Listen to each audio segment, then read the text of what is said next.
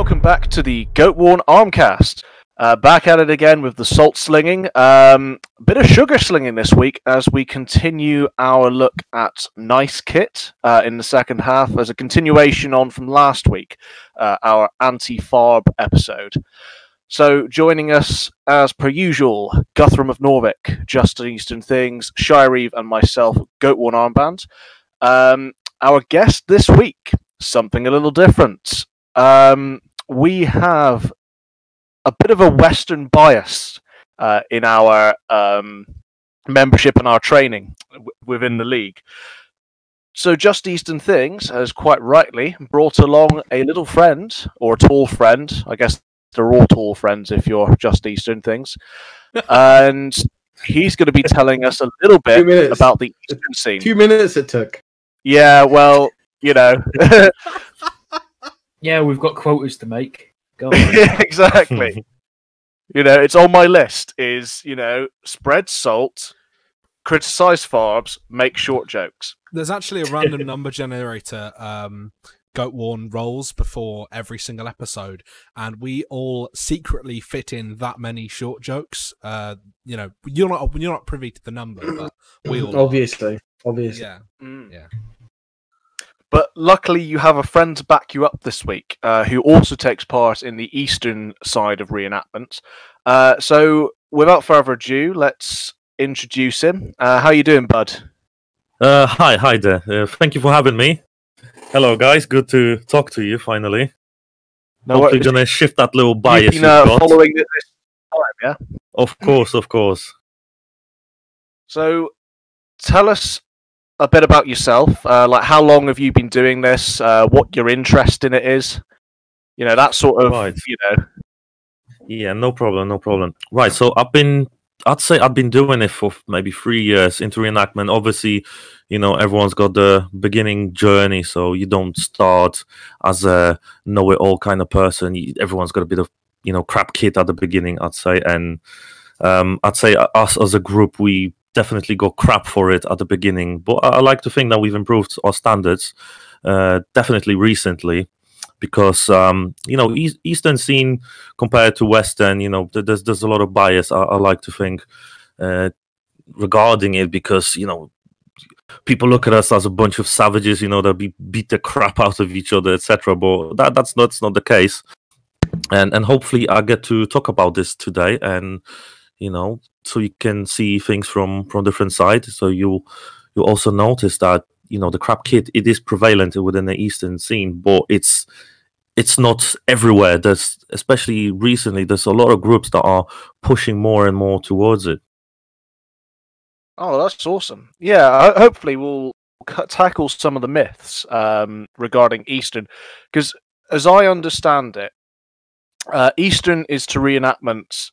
It's kind of that short step towards things like HEMA, where it's more of a sport than it is a recreation. Would I be somewhere accurate on that? Yes and no. We don't like to be compared to HEMA, because HEMA is like, obviously in HEMA you've got a lot of you know, manuscripts, etc. So you've got things written down that you can follow. Whereas with Eastern, you have to make things as you go, maybe get inspired a little bit with some martial arts, especially when it comes to footwork. The footwork is very, very similar to a lot of kickboxing and boxing stances.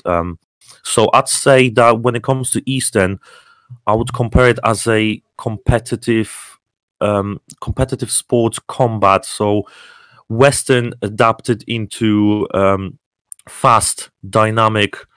I think it still looks good, and obviously the hits are a bit harder. We don't go full tilt, and we tell everyone it's not about, you know, hitting as hard as you can. It's a combination of speed and strength and technique. So, you know, it's a number of things, and I would sort of like compare it to maybe Huskarl. Huskarl, the version basically introduced by Alban Depper from Jomsborg, and he always says that when it comes to Huskarl, that it should be treated differently, that weapons should be treated as sharp and opponent as unarmed, and you're looking for a hit that would end the fight. And I like to look at it very similar as well. So it is taking reenactment to a different level. You basically want to get as close to the real thing as possible, which, you know, you're not going to get very close, but you can sort of try and feel like in the heat of a moment that you're actually trying and struggling and fighting for your life. So this is basically how I look at it. And I think, you know, obviously you have to make some adaptation kit-wise, because the hits will be a bit harder, and, you know, they're going to come into spots where, you know, it might hurt. Yeah. But you can definitely adapt it in a way that, you know, you've got plastic hidden on the authentic clothing, and not only you fight good, but you also look freaking awesome. Yeah, because that's very much been my observation with the Eastern kit, is that a lot of what we would, you know, the anachronisms and inaccuracies largely stem from it having to kind of adapt to Use harder protection. hits and that more kind of sporting elements of it. To be fair, from what Just Eastern's shown us, I think there's some really promising stuff out there, like the tunics you guys are using now, you know, with the padding inside, and the gauntlets, the battle tunics and stuff, style ones. Yeah.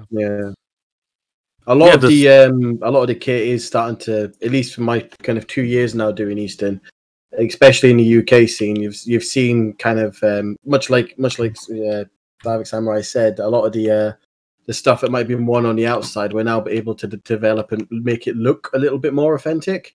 Yeah. So it doesn't look the thing is, shit. People have now proven that it can be done, which I think is the awesome thing. With regards to the fighting style, this is kind of the advantage of being in my position of being in an independent group where I'm not beholden to wider society rules, regardless of my own kind of opinion. So I've been able to try Housecarl, and I've tried Normannis's Conroy, is it they call, which is very similar to Housecarl in terms of, you know, more hits, and you basically batter the guy until that he goes yield. I suppose that's one of the advantages of the Normannis era, is you can wear full protection, because you've got gambesons, you've got full face mail and helmet. More prevalent anyway. Yeah, I've done that in my Viking era kit, so it can be, you know, it can be done with authentic gear, and obviously it's nice to see that everyone's picking up on that it can be done. But I really enjoy, or, you know, when I took part in that, I really enjoyed it, and I think the styles I've been taught in an independent setting have been closer in principle to Eastern style, but in terms of the hit zones and landing the hits have been closer to Western. So we do go for the kind of what we call lethal intent and all that aspect of it, but we still go for the showiness of deliberately hitting shields and all the rest of it. So yeah, I really enjoyed it, and certainly having spoken more to Just Eastern things, it's something I wouldn't mind giving a go in earnest. I'd love to try it as well. I'd love to give that style of combat a go at some point. That's the thing. I feel like, well, I'm just speaking from experience, and then maybe in the last 2 years, there's been quite a bit of animosity when it comes to, you know, Eastern, because, you know, people will say, "Oh, you guys are dangerous. You don't know what you're doing. It just feels like you're beating the crap out of each other." But, you know, maybe it may look this way, maybe look dangerous, but when you actually quite get into it, when you have a go and you connect that first shot in the head, you just feel overwhelming satisfaction. But it's not due to that sort of toxic need of, you know, hurting someone, because, you know, that our helmets are a bit thicker than, I'd say, for Western, and, you know, you don't feel anything. It sounds like one of those things where, let's say there's one isolated incident of a bad shot happening at a mixed event. Everyone's going to look at that as, oh, that's the only place we've seen them in, and there was a bad shot, therefore they're unsafe. Yeah, it could literally just be that, a bad shot, and often, obviously, people will get internally dealt with in their society for that anyway. If it's really nasty or whatever. So Of course, that's how people gonna look at it, you know. You know, you can't think just because there's a one crap fighter doing Eastern that, you know, that's the whole Eastern scene, and definitely can't think that about Western. You know, a lot of people think that, you know, Eastern fighters, they hate Westerners, but that's just not the case. You know, you get crap fighters everywhere, no matter what. And, you know, I've got massive respect for Western. I've seen some amazing fighters doing it, and I've seen some really crap ones, but that doesn't sort of tell me that, you know, this is the representation of the whole scene. It isn't. It's like judging all of Western on Woofer. Yeah. But imagine it is that sort of principle. It's imagine judging the authenticity of Western based on Woofer, and the fighting based on, you know, Teddy McAxeman. But imagine if you were over in, I don't know, let's say Russia, and someone goes, "Oh, what does the UK scene look like?" And all of a sudden they get shown that and that. Man, you'd be like, "Okay, yeah, maybe not." I'll tell you what, you're spot on there, because my initial view of the Vike was very kind of passed down from other, like my old group, the people who ran that. And the events that we took part in that were run by the Vike, we saw what people told us about the stitch counting and the very buttery fighting. You know where they look like they're spreading butter on each other rather than actually landing hits. Yeah, slapping each other with swords. Yeah, and what I've learned since from being at more events and, you know, widening my circle, is that absolutely was not representative of the Vike at large. And although there are groups in the Vike that fight like that, and you know, because of their quite high standards of authenticity, there are those who take it that little bit too far. They're not the majority. And I know for a fact that a lot of this, I'll tell you what, in exactly the same way people think there's a rivalry, an ongoing rivalry between Vike and Regia, which, as you tell it, is actually limited to older members who remember. Yeah, frankly, it needs to die. Because it's really stupid. It's an old guard thing, and generally the younger guys that still perpetuate it have the whole inherited wisdom thing. In exactly the same way. The person I respect hated the Vike, or Regia, therefore. Yeah. You know, in exactly the same way, the old guard are usually the most vocal, outspoken about Eastern or Huskarl, or you know, anything that's a little harder. You mean people that have got 50 years experience but still couldn't like tell you what the fuck actual authenticity is? Yeah, like you know, fucking Raven. Yeah. I've been doing this for 20 odd years. Yeah, well, we couldn't tell. My favourite one was when Grimfrost said that to me on one of their posts. And then they banned me, which was hilarious. Yeah. But yeah, that's absolutely the thing, is that there's quite a vocal old part of reenactment that are so resistant to change, whether it be authenticity, safety rules, updated fight things. And I think actually there's a lot more in common between the different systems than there is separating them. That said, though, I think it is important to mention that we're not talking about old people in general. No. It's a specific niche. Specific mindset of old people. Yeah. In the same way that you can have young boomers. Yes. Boomers. They're now called boomers. Fucking what? Young boomers, you mean the Ragnars who watch too much of the Vikings and just turn up to York? Yeah. Wanknar. York is just it's an interesting event. I was disappointed this year, to be fair, with the amount of Ragnars I've seen on the street. You know, I like a variety, don't get me wrong, but that's not something I would put in a festival. That's just my personal view on it. Yeah, well, it's the whole thing of representing history. They are representing history, the wrong side of it. But Vikings was on History Channel, therefore it's correct. Seems legit to me. As long as they can't take the battlefield, that's the biggest thing, because I can personally attest for people that took the battlefield when I was there who were not in societies and were not signed off. They simply lined up and went in. Could you imagine all these Thor's hammers just flying around the battlefield and coming back? Oh, It's man. sharp weapons they pick up from the dickheads that fucking I'm worried about, bro. That's true, that's true. Sharp weapons on a reenactment battlefield? Never. Cutting the wood with it, I was. So, speaking of events, I haven't actually been to a solely Eastern style event. Which events in the UK, if there are any, that are they specifically Eastern, or do you kind of muck in at mixed events and put your own little show on? Right, I'd say in the last year or two, because in the UK it's a very new thing. Would you agree with me that Eastern is quite new in the UK?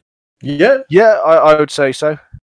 So in that case, because I can only identify a couple of groups, a few groups that are sort of doing it at the minute, and from the beginning, I'd say that we got together because we are started as a Western group, believe it or not, and it's hard to sort of say, but we did some shows with what's it called, a free war band. So we're not proud of it, but you learn. You learn. Get out of our podcast. Get out. I think that people in glass houses shouldn't throw stones. It's all I'm going to say about that. Okay, fair enough. Fair enough. But yes, context. I can tell already. Yes, this is kind of what I alluded to earlier. Is I know personally that that organisation decided to kick out a lot of their members because they showed even the barest interest in Eastern combat. Yeah. But yes, do go on. Spill the tea. So basically, from the beginning, we met two groups actually at the beginning. Who one of which was really into Eastern. They've done it for a bit. They showed us around. It was actually Midfest. I think it was 2 or 3 years ago. Midfest's a good little event. Yeah, we enjoyed it. We've done both Eastern and Western on the day, even though it was first time for Eastern for us. But since then, we got friendly. It's like three core groups. We got friendly together, and we've been just throwing odd events around the country. Obviously, inviting people, come and have a go. Especially push for the Western fighters, because we've met quite a few Western people who wanted to have a go, wanted something more physical, something more demanding, and we've been inviting people, trying to get them in. But mainly it was small events of ours. When it comes to bigger Eastern events, you'd have to go to Europe for that. So maybe Neustergliva is Huskar. Volin, even though authenticity wise is absolutely shit, it's quite a good fight. Maybe brutal at times, because you get a mixture of people. You get people who genuinely want to and have respect for the sport, and you get people who just want to beat the crap of someone else they don't like. So, but definitely when it comes to UK, 2020, 2021, there's going to be more and more Eastern events, and we're trying to make that push and invite as many Western fighters as possible, even have a go. We're not trying to stir any crap up, no animosity, nothing. We just want to have fun together, even if it has to be an event you get both styles, or even Huskar with it as well, so free. Why can't we have fun together? It's all great. Well, I'll tell you what, I'll give you the details for my group when we're done with this, because I know that they'll be interested in joining in those events, particularly as who you might have been fighting with last year have seemingly disappeared off the face of the internet. Oh dear. Yeah, that's awesome, mate, and that's really great to hear you as the different perspective on it. That's confirmed a lot of things for me, and I'm sure that's dispelled a few myths for other people. Now, we talked about kit just briefly there, or shit kit. Shit kit. But our theme the last week and this has been good kit. So hopefully you'll join us as we look at some nice examples of kit that we can spread the sugar over rather than definitely. So our first one. So what we're looking at here is long-term character in my comic series, Barcy, and he is portraying late 12th, early 13th Norman knight. Particularly wealthy, he says. So what he has is a surcoat and heater, are top There's a lot military of people in that tech. era called Norman. Oh, for goodness sake. Mwah, mwah, mwah. Yeah, he says the surcoat and the heater are top military tech, as are Chaucer's, Chaucer's, there we go. Chaucer's, yeah. It's... I don't know if it would be pronounced like Chaucer's. A lot of these were pronounced hard, apologies to any of our European listeners. Yeah, this could as I butcher your language. A lot of these words that were originally from Europe were basically pronounced with a hard pronunciation, like in English. So, Chaucer's, shape, salette, barbute, Salé. It's not salé. The French word for it is salade. Anyway, if we're done on this tangent, yes. Mr. Reed, he says that the top military tech on the Bayeux tapestry that only worn by William and Odo, and they're covering his legs. He has a blue linen undertunic, which displays his wealth, carries either his heraldry or that of his lord on his shield. His helmet is of the Phrygian style, popular with Sicilian Normans, but also not unheard of in Northern Europe.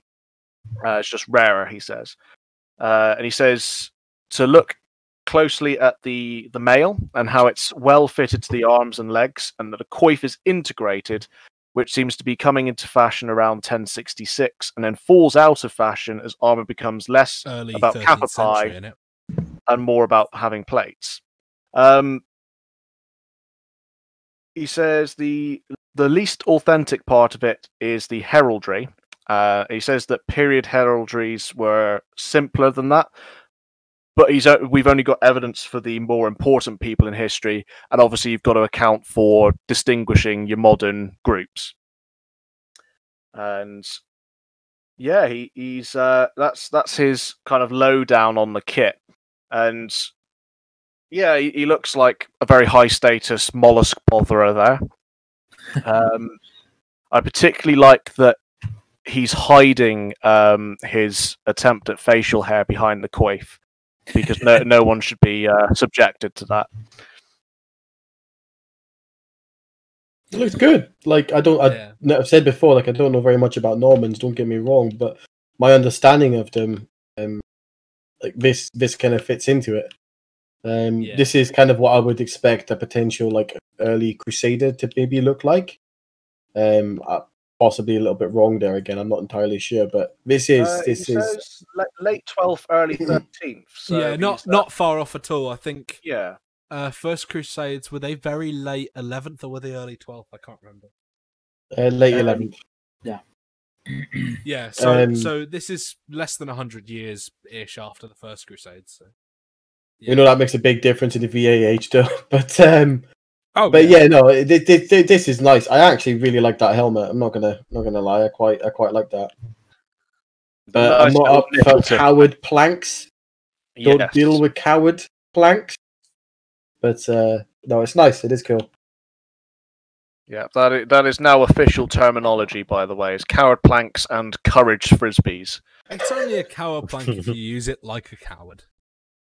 Yeah, like if you use it like that absolute unit, the anvil, and like square someone straight in the face.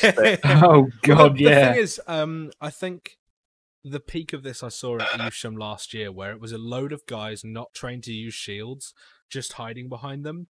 And it was so obvious because you could just flutter between the shoulders to get hits in.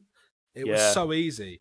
That I would consider a coward plank. But when someone's properly like moving, when you absolutely start someone square in the grid and lay them out, yeah. So Barcy has another one for us of his Anglo-Saxon portrayal, which would be this one here. And he says this one's a generic Saxon wealthy freeman. Has some wealth about him, but not high. Sorry, he's misspelt a few things, so that confused me. But not hugely high status. Wealthiest item would probably be the cloak, which at first glance looks purple, but I believe is quite like. Is it your latest one, Reeve? The blue with the red twill. Oh, this isn't for this is for late Roman. I know your period. Yeah, I know yours isn't for this period, but it's possibly an overdyed. Yeah, there was one from Germany, I think, where it was they dyed it in red and then overdyed it in blue, or the other way around. So there are things like that where it's fairly possible. Yeah, and he says it's difficult to. He's based in the southwest. I know that he called it the Fen of Langhuis, which is quite cool. So he's in one of my shires, is he? Yeah, he should be paying you tax then. He should be. Yeah, it's a nice, simple put together. High quality. He says that the tunic he wants to rock it up a bit, but one thing I'd recommend, his excuse was that it was cold as balls out there. And as you can see, in the for the future. Generally, the evidence we have doesn't show under tunics sticking out of over tunics. They tend to be tucked. I know there's something weird in the Vike about it because I've seen loads of them doing that, but you shouldn't actually see the under tunic. Oh yeah, this is what he was saying, is that he knows that the under tunic is slightly oversized, and he would have normally rucked it up a bit more, and obviously he's since adjusted it. But on the day, it was cold as fuck, so he decided to leave it out. Yeah. That's fair. It's consistent, high quality. Yeah, I doubt that. He's got nicely tied leg bindings as well. Yes, could just be the frost. No, they're nice and tight. It's your fetish, isn't it? Shut up! No kink shaming. I'm not kink shaming. He's kink shaming. What? Nothing. Enough of that. Yes. Swiftly on. So we have a chap in my group now, who we will refer to as Leaf. This alone. Is the one I drew having a Vietnam-style flashback as he recalled Jorvik, because he saw more lamella in his time there than he ever wanted to see in a lifetime. So this kit is his portrayal of a high mid to high status individual from Hedeby. So most of what you see in that picture is based from finds in and around that area, including the wraparound coat. He's got a few like from other places, like the shoes are the Jorvik specials, and the pouch is based on the metal fittings from Dublin, but everything else is largely from Hedeby. I was about to say that pouch. I've never seen anything like that when I actually used to have the same armor class sword as he did. They're good swords. You should draw swords together. I'm good. He does have one of the best beards in I think the best beard in our group, and it is possibly the best bit about his kit is his beard. It's certainly a magnificent beard. Look at it; it's so well groomed and even as well. Like, it's not patchy anywhere. It's a quite substantial length and very it's like full. Jesus. Yeah, he's got that. His hair is quite silky as well. It's very nice to sneak a touch when you walk past him in the living history. That is unbelievably creepy. I'm not surprised. I'm not. That is the kind of thing you'd expect. We've known you too long, Goatworn. He's got the problem that actually his wife has also contributed to this album. But they get photographed together, and then the photographer will go, "Sorry, love, can you move aside? I just want to get his beard in." Really? Yeah. No word of lie. No. Yeah, I'm particularly impressed with the coat. It's very well made. The Hedeby one. Yeah, I believe that's handmade. He's not ordered that from anywhere. That is his own make, or possibly the work of his wife. Yeah, it's nice. So more likely to be her work, actually. She's an exceptional seamstress. Stitch witch. I think mine was more reasonable, but Stitch witch is infinitely more amusing, though. Yeah, it's all right. She'll beat me if she takes offence to that. Yeah. She'll let me know in the comments. We'll upload this, and you'll just see someone is typing. So yeah, that's a Hedeby portrayal, which is bloody lovely. I've seen a very good Hedeby portrayal. I know Gotham's seen it. I've seen him comment on it. Yes. Which was very nice. Like, it's so nice, in fact, that I am now rethinking my Norwegian stuff, which is lovely because I just finished it. Really. But I still think Danish kit is for losers, but I agree. But they can look pretty fabulous as losers, Yeah, this is true. So up next we have a familiar face. Here we go. Cue the thirsty noises. It's our boy Ross with the late Roman impression. See, he just puts us all to shame, really. It's pretty sexy, isn't it? Where is he? Oh, there he is. I just blame him for this. So the first time I met Ross was at the festival I was on about earlier on with the red coats and such. Yeah, and I went over and I was talking to him about his armor because I'd never seen anything like it. And that's the one we referenced when me and him very first met. And to this day, like, between him and his kit and his group's kit, it's fucking phenomenal. Absolutely phenomenal. It looks just, drooling, I guess, over the kit. That's the bad and good thing. It is pretty sexy. It puts, like, a lot of the stuff we see in our period at VAH is beautiful, obviously. But at the same time, like, you look at this stuff from before our period, and it's a shame. I know it is what it is, but it's a shame it's lost because it's such magnificence, like, just lost. I still like chainmail. But I'm not going to lie, but, like, having that... It's that Top Gear meme, isn't it? I like that. This is great, but I like this. You should put my face on that for that meme and just like Ross on one of the sides, like a picture of like the Viking Age and then like Ross the other side. But it's seriously, like, it truly is. It's you can kind of see where the whole kind of empire, where they would have been and got their prestige from being an empire. See, my favourite bit is the pizza oven in the background. That's authentic. Oh yeah. Well, the Romans did have, quite famously, fast food. Places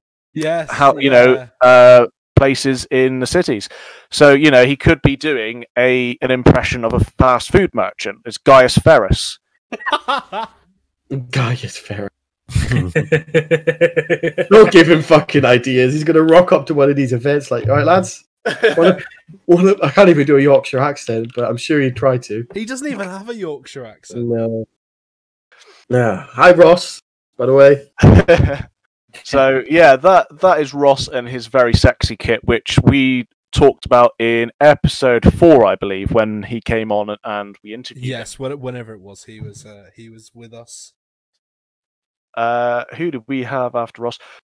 We have Mr. Blue Axe, Adam Parsons. So, he's told me the impression is an early 10th century Scandinavian in the Danelaw. However, with the proviso that there are a couple bits of Saxon influence. So, most notably on this photo, at least the knife across his front, yes. But unfortunately, what you can't see here is a pair of spurs with what's he said? Are they based on Cumwit? Because I know he loves Cumwit. Yeah, he does. He does a lot with Cumwitten. I wouldn't know. It's not my not my specialty. Chances are yes. But you see what you see. Really, it's quite minimalist. It's not like really layered, which it looks clean. Is what I'm trying to say, which I think is really good. It's something we talked about last week when we were looking at your kit, Tom. That this, that is perfectly authentic. It's of high quality and it's incredibly achievable. Like there's exactly. Being authentic and being historically accurate is not a difficult thing to do. And I wouldn't hold Adam up as achievable. He's put a lot of effort and a lot of time into this. It's like, but I wouldn't say it's unachievable. What you know what I mean? It is achievable, but it's certainly not like mine, which is a starter kit. Yeah. But that said, huge amount of effort. A lot of the things that make this impression what it is are the details. So the basic kit of this level is perfectly achievable. Yeah. It is a lovely impression. And so we've picked this one, but he has, to my knowledge, 2 other impressions that are equally gorgeous. He has yarn one is just the exuberant. Danish king, I think it is. It's either a gorgeous, heavily inspired by the Mammon princely burial. To my knowledge, anyways, he'll probably correct. He's got the Mammon cloak, hasn't he? Yes, but it is properly beautiful. Then there's another one I've seen him do, but I'm not too certain on the details of that one. But it is likewise quite understated, but also very interesting to look at. Now, I'm right in thinking that this is the same Blue Axe who makes the jewellery. Yes, he. I'll plug him all day. His work is beautiful. Yeah, absolutely.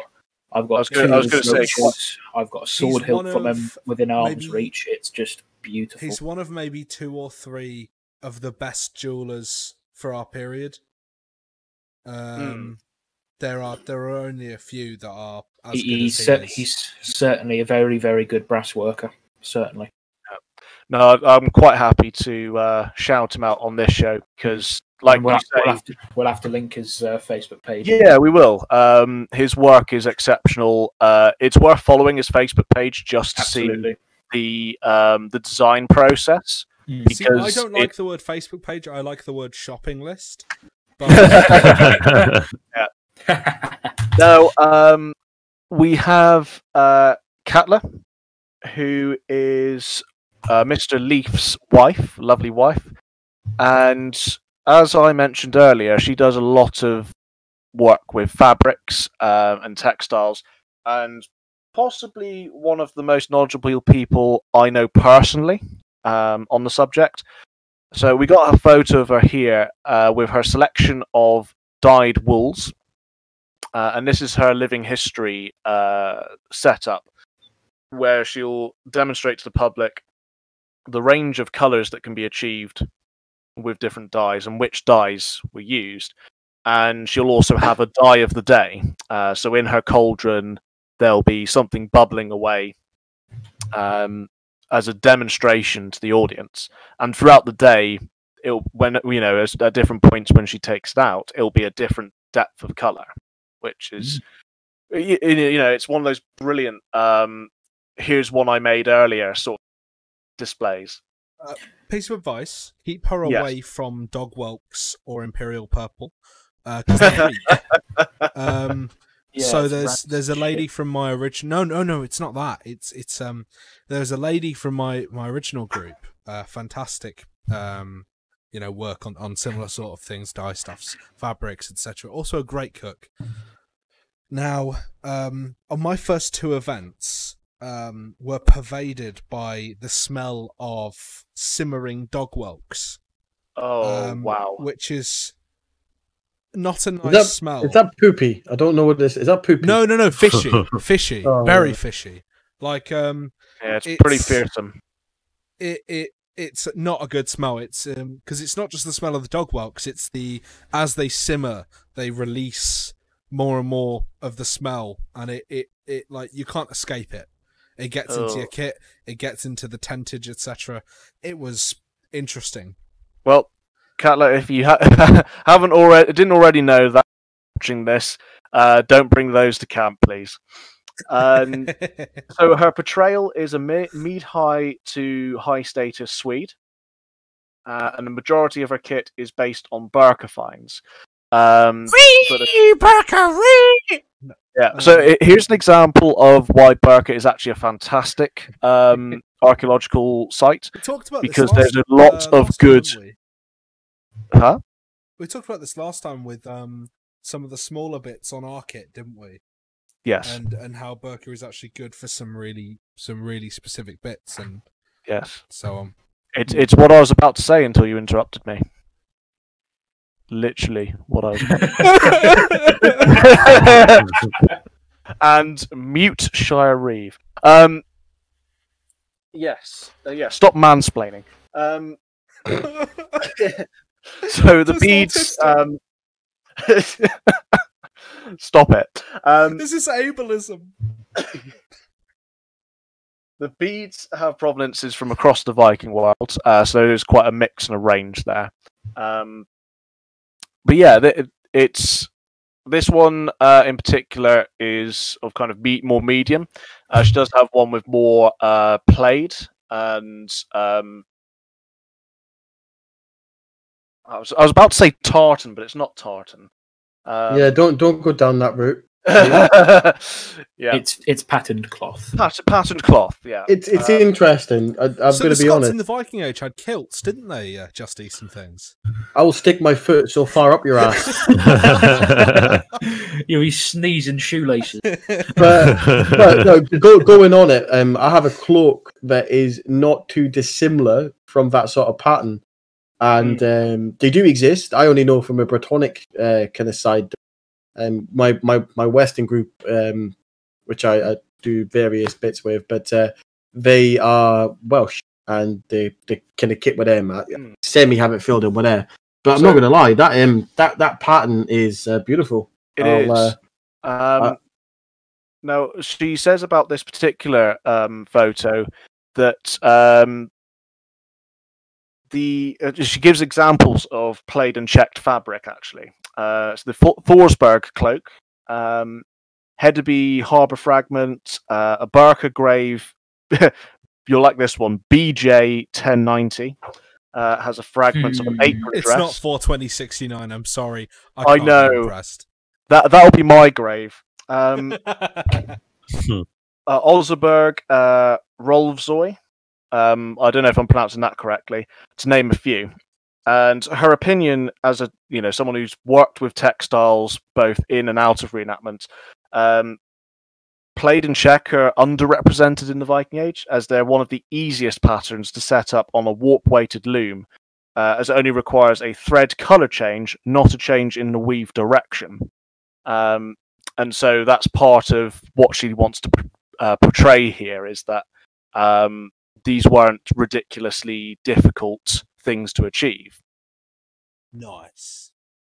But whatever way you slice it, that's some bloody nice kit.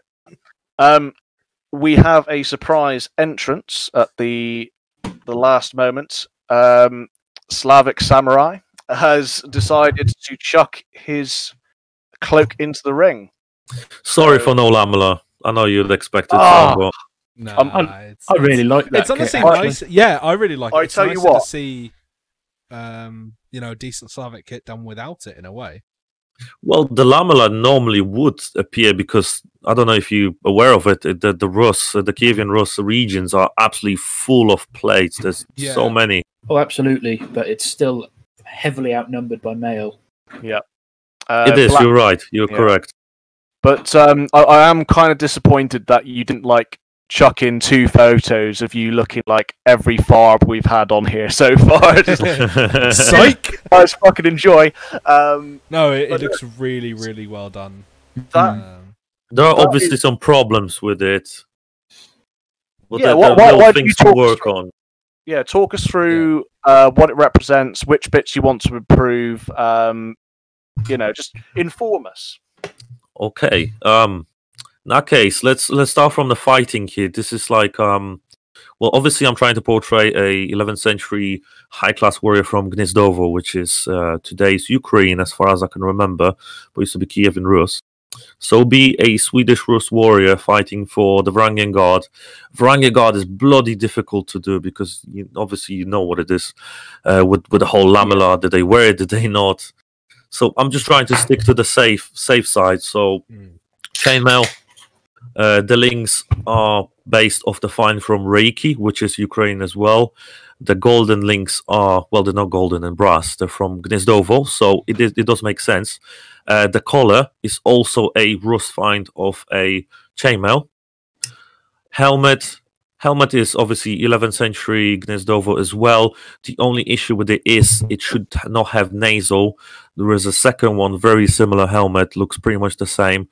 It is with a nasal, and it's from Czech Republic, I think, as far as I can remember. Yeah, but the nasal is there. Prague, I believe. There you go. Nasal is there just for safety purposes, so I don't get sort of hit in the nose. There's also a cage underneath of that chainmail. Normally, I'd go for a coif. That's my plan for the future. Belt, obviously, Gniezdovo as well. Same with the bag. Although the bag, the little 4 stars, if you can see them, they should be hollow, really. So that's something I didn't pay attention to when I bought that bag about 2 years ago, and I just didn't know better.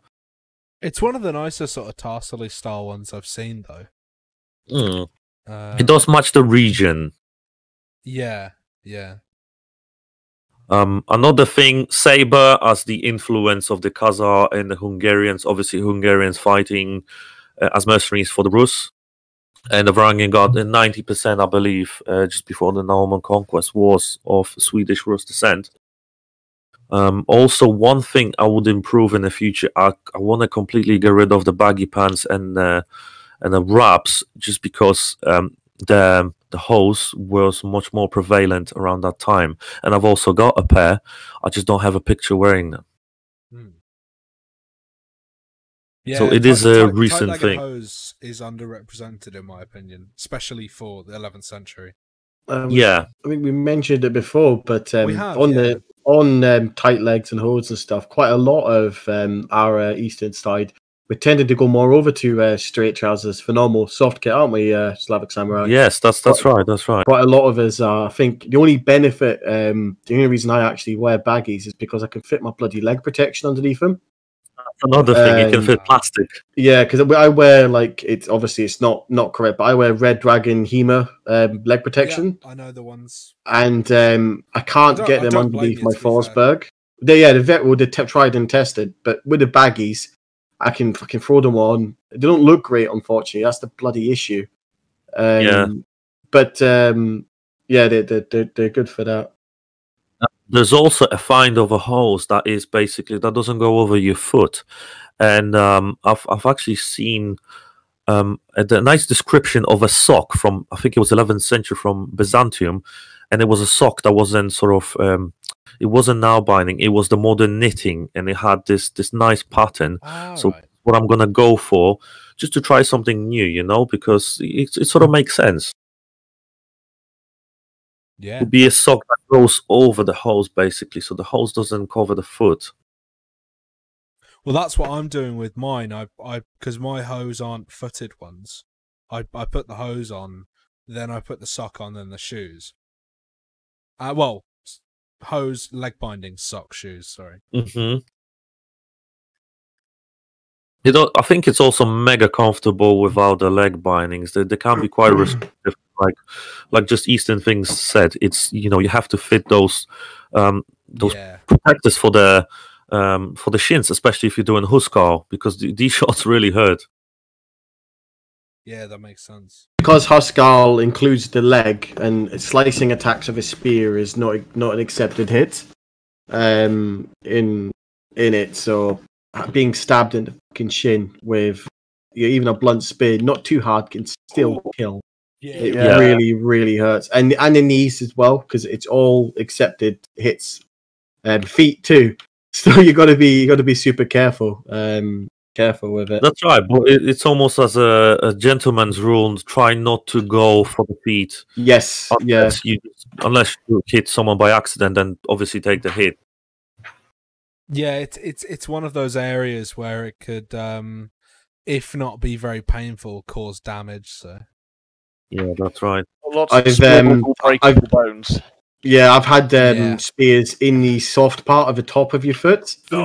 And I think it, like, all jokes aside, it wasn't too hard. It was a perfect kind of like strength top hit. Of the foot is nasty, but though. It gets hurt really easily. I think I limped for about a month or so with it because it fucking killed. To be honest with you, but not for the fault of the user. It's just one of those things. You know? I had one the other day. We were training with my group, and one of the guys let go of his hammerback axe. It's 15th century. And it hit the top of my foot, and that fucking hurt. So, shall we rate Slavic Samurai's kit? Go on then. So, Guthrum of Norvik, what wholesome scoring are you giving this? I think sugar. I'm going to give it 9 out of 10 rivets from a pretty helmet. Ooh. Because it's a very well put together kit. It's very understated, and you know me, I quite like my understated kits, my simple kits. Yeah, the only thing that would let it down is what you've already said, pretty much. I think being aware of the things to improve always boosts your score up. Absolutely. Yeah. You always need to know where you're going, and yeah. Definitely, there's always things you want. It's just your wallet doesn't work. I think it comes into that public education thing as well. Even if you're wearing something that's technically wrong, and the public go, "Oh, what's this?" You can say, "Well, maybe I shouldn't be wearing it," but exactly, it's better to be 90% authentic than 10. Yeah, exactly. And this is a really, really nice kit. It is a beautiful Rus impression. Really just Eastern things. What's your? Are you sticking with Testudos? Yes. Did you see that Dane axe he's holding out? That's more than likely been on my head.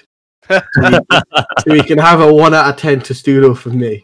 Oh, that's salty. That's salty. No, Slavic Samurai is one of the better kind of represented in our kind of circle with his kit, so he definitely gets high marks. Lovely. I am trying to push these standards into everyone else. Like you're saying, less is more, always.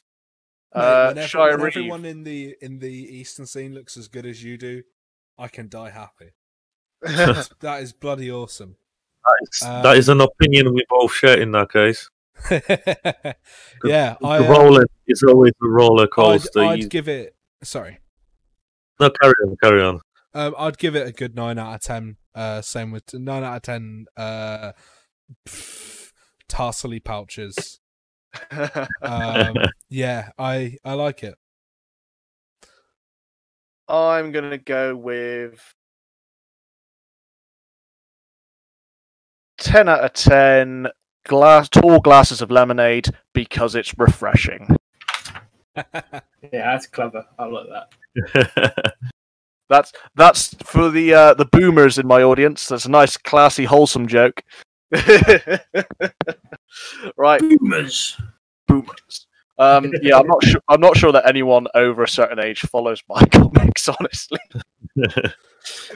I feel that they peer at it with the granny meme, where it's like, how do you bake a boo cake, sort of thing.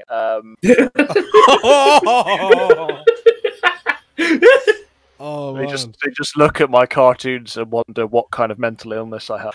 On that note, we'll say thank you to our guest, Slavic Samurai, for coming in and talking about Eastern style combat and the Eastern scene.